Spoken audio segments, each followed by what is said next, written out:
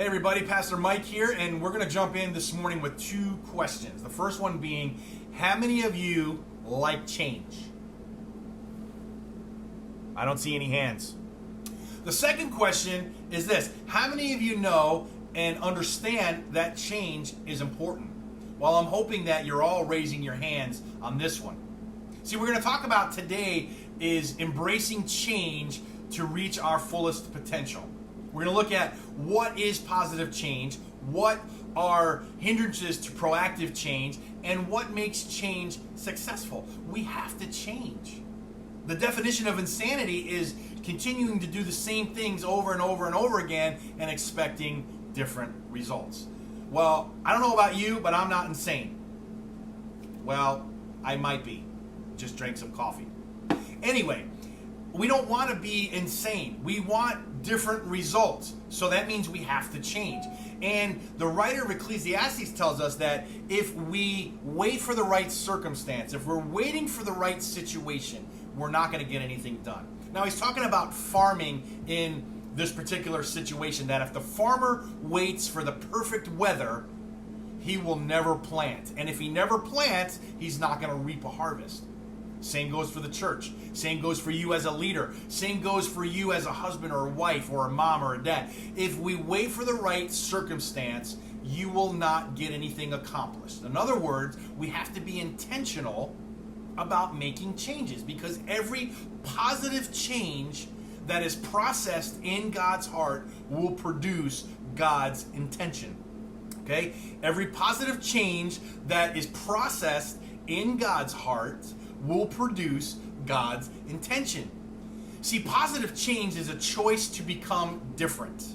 We want to be different. We don't want to stay status quo. We don't want to be the same. It's passing from one phase to the next. Here's where we were. We don't want to be there anymore. We're going to pass into that next phase. And it's a readiness to take on new actions. Okay? That's positive change.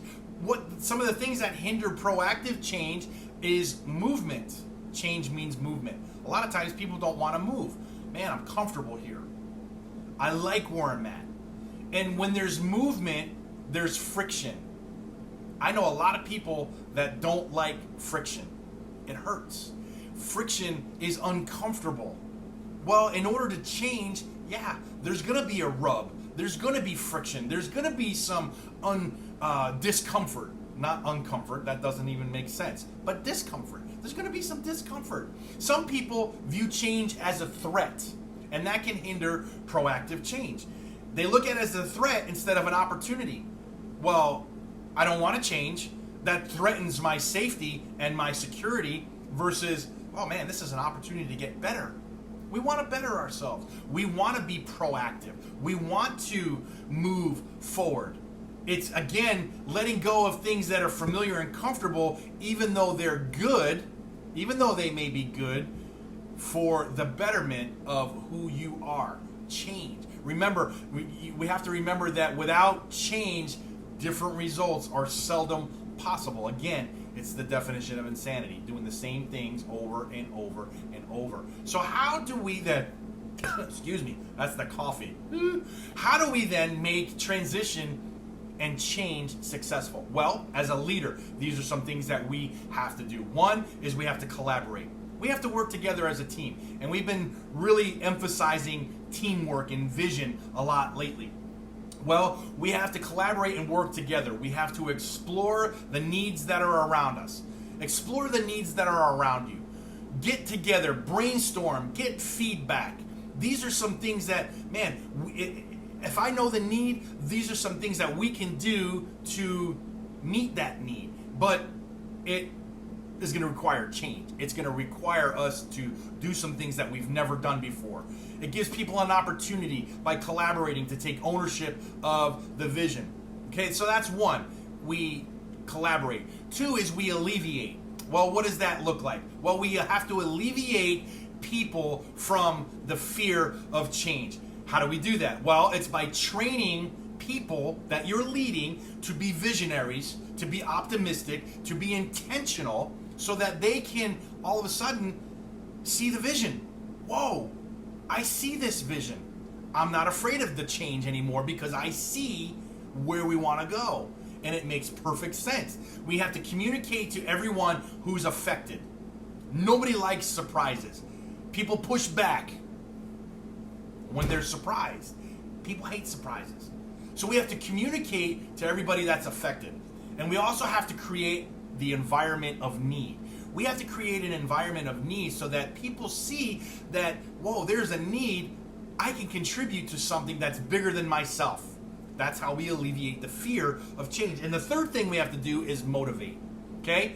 We have to motivate by showing a picture of a better future. That's where vision comes in. And so we have to collaborate, and we have to alleviate, and when we alleviate and show that they can have a part of a better future, they can be motivated to get involved and start making and being part of the process of change. That's moving forward intentionally. And when people can see how this works and how we can go from here to there, again, it's not relying on the perfect circumstance, because we're not going to get anything done. So we're not doing that. Without that vision, we're going to become comfortable, and we're going to love the status quo, and we're going to protect the status quo, and we're going to just grow to be complacent.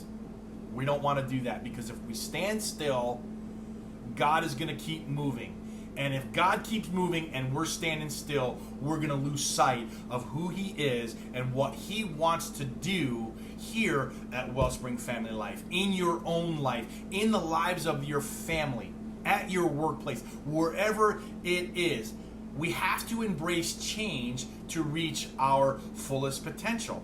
We have to do that. And again, not waiting for the right circumstances. So I want to leave you off with 3 questions right here, right now. I want you to think about them and process them internally. What are the consequences? Number 1, what are the consequences of not moving forward?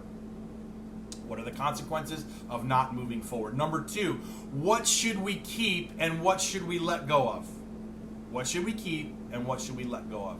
And number 3, what do we need in order to take the next step? What do I need in order to take the next step? Because without that, it's going to be hard to make the change. We have to have that vision to intentionally move forward again, because if we're standing still, we're going to lose sight of God. Well, that's all I have. I'll talk to you next week. Have a great one. Peace out.